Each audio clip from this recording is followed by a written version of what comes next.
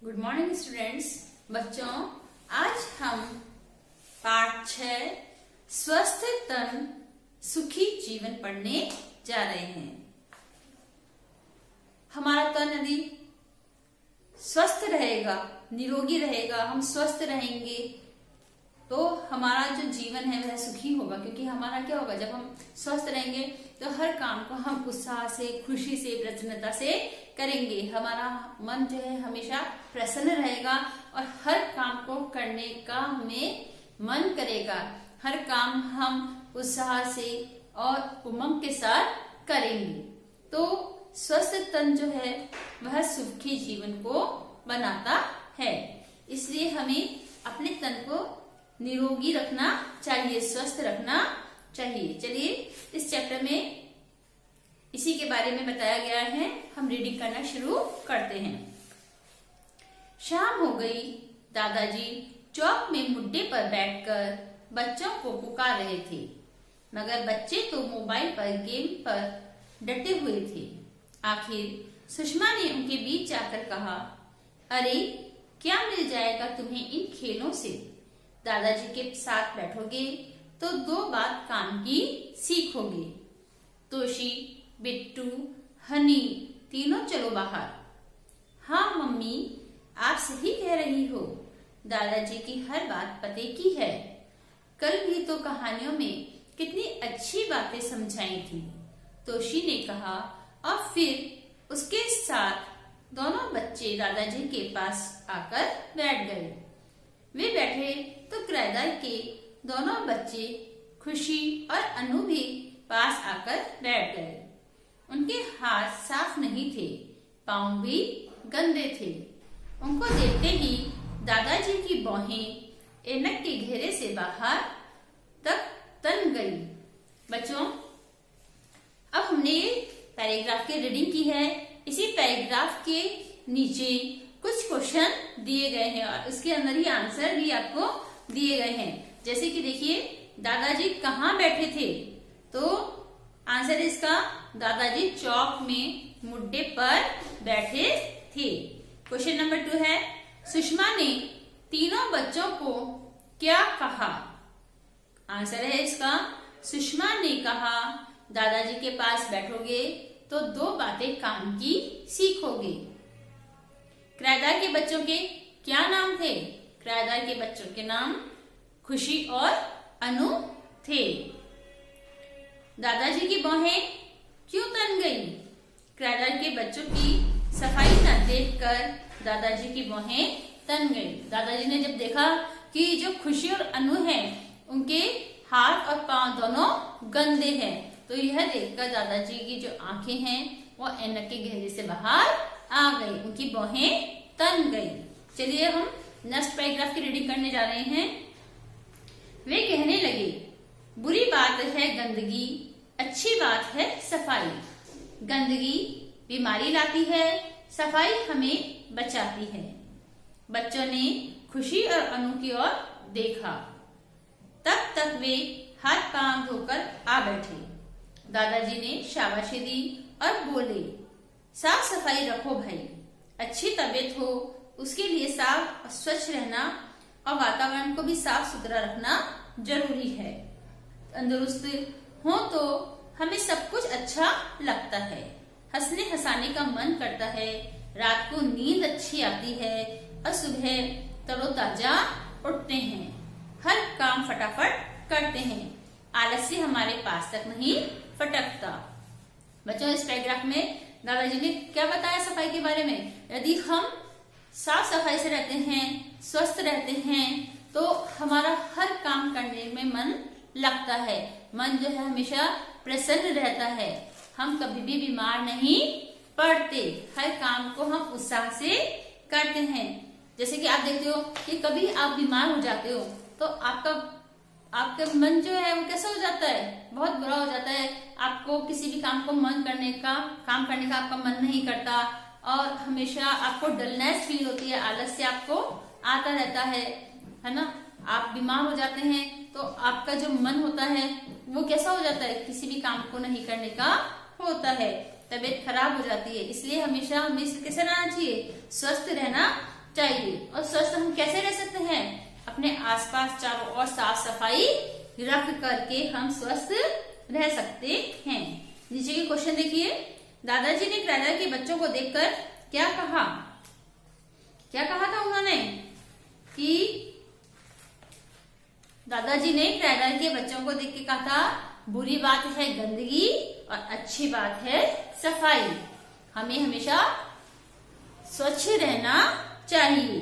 दादाजी ने किसे शाबाशी दी? दादाजी ने क्राइडर के जो बच्चे थे, अनु और खुशी, उन दोनों को शाबाशी दी। और क्यों दी थी उन्होंने शाबाशी? क्योंकि वे दोनों हाथ पांव धोकर आकर बैठ गए थे। अच्छी तबीयत के लिए क्या करना जरूरी है? अच्छी तबीयत के लिए स्वयं को तथा वातावरण को स्वच्छ रखना जरूरी है। लास्ट क्वेश्चन है, अस्वस्थ का विलोम गद्यांश में से चुनिए।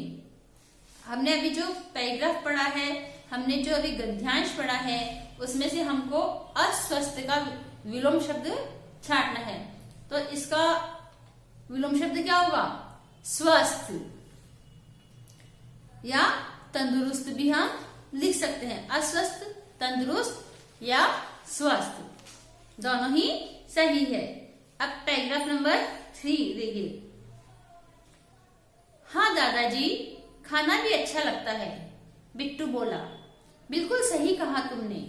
भोजन पचता भी है और भूख भी अच्छी लगती है, मगर यदि हमारी तबीयत ठीक ना हो तो कुछ भी अच्छा नहीं लगता।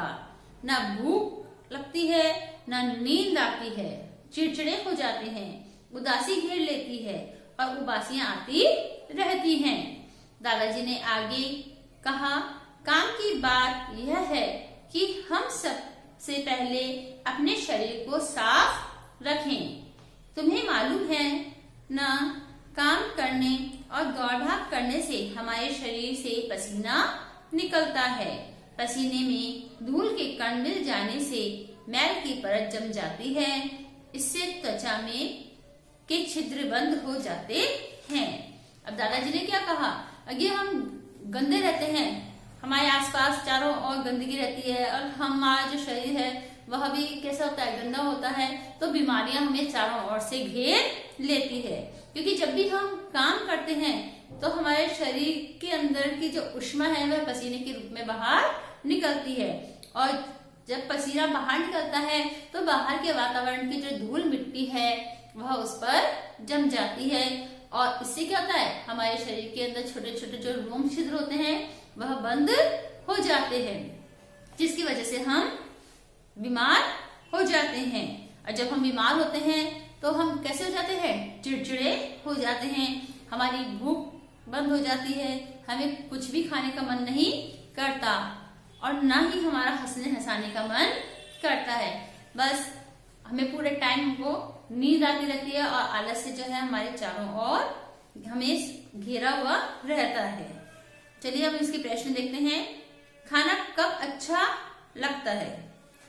तो इसका आंसर है, जब हम स्वस्थ रहते हैं तब हमें खाना अच्छा लगता है और नींद भी अच्छी आती है। जब हम स्वस्थ रहेंगे तो क्या होगा? हमारा खाने का मन करेगा, हम खाएंगे, खूब खेलेंगे, खाएंगे और खेलेंगे तो हमारा जो भोजन है वह भी पचेगा। नेक्स्ट क्वेश्चन है, तबीयत सही न होने पर कैसा लगता है? तो तबीयत सही न होने पर हमें चिड़चिड़ापन महसूस होता है, उदासी और उबासियां आने लगती हैं, नींद और भूख भी नहीं लगती। ना तो हमको भूख लगती है और ना हमें सही से नींद आ पाती है। शरीर को नित्य प्रति साफ रखने के लिए क्या करना आवश्यक है? तो इसका आंसर है, शरीर को स्वस्थ रखने के लिए हमें प्रतिदिन स्नान करना आवश्यक है। जब हम रोजाना नहाएंगे तो हमारे शरीर पर से क्या होगा? जो मैल की परत है वह धुल जाएगी, साफ हो जाएगी, हमारा जो शरीर है वो स्वच्छ हो जाएगा और हम स्वस्थ रहेंगे। नेक्स्ट क्वेश्चन है, लास्ट क्वेश्चन है, उपयुक्त गद्यांश का उचित शीर्षक लिखिए। इसका हमें सही शीर्षक लिखना है, यानी जो ये बात हमको इस पैराग्राफ में बताई गई है उन सभी का हमें मूल सार एक शीर्षक के रूप में प्रस्तुत करना है। तो इसका सही शीर्षक होगा स्वच्छ तन और स्वच्छ मन। नेक्स्ट पैराग्राफ देखिए। उफ दादाजी, छी छी, पसीना तो बदबू मारता है ना, हनी बोल पड़ा। हाँ बेटे, इसलिए हमें रोजाना नहाना चाहिए। हमें शरीर पर मैल नहीं जमने देना चाहिए। मैल जम जाए तो मोटे कपड़े से रगड़ रगड़ कर उतारना चाहिए। और हाँ, सुबह उठने और शाम को सोने से पहले दांत साफ करना चाहिए। हफ्ते में 2 बार नाखून काटे। शौच के बाद साबुन से हाथ जरूर धोएं। दादाजी, सभी बच्चों एक साथ बोले। दादाजी आगे बोले, शरीर के साथ साथ हमें कपड़े भी साफ पहनने चाहिए। गंदे कपड़ों में कीटाणु हो सकते हैं। जहां तक हो, हमें कभी भी बिना धुले कपड़े नहीं पहनने चाहिए। अब इस गद्यांश के अंतर्गत दादाजी ने हमको बताया है कि हम किस प्रकार अपने शरीर को स्वस्थ रख सकते हैं। हमें अपने शरीर को स्वस्थ रखने के लिए सुबह रोजाना उठकर स्नान करना चाहिए, व्यायाम करना चाहिए। और जब हम सुबह उठते हैं और रात को सोते हैं तो हमें दोनों समय अपने दांतों को साफ करना चाहिए, ब्रश करना चाहिए। हफ्ते में 2 बार हमको नाखून काटना चाहिए, क्योंकि नाखून के अंदर क्या होता है, अब जो मैल होता है वह जम जाता है और जब हम भोजन करते हैं तो भोजन के साथ हमारे शरीर में प्रवेश कर जाता है। शौच के बाद हमको साबुन से रगड़ रगड़ के हाथ धोना चाहिए।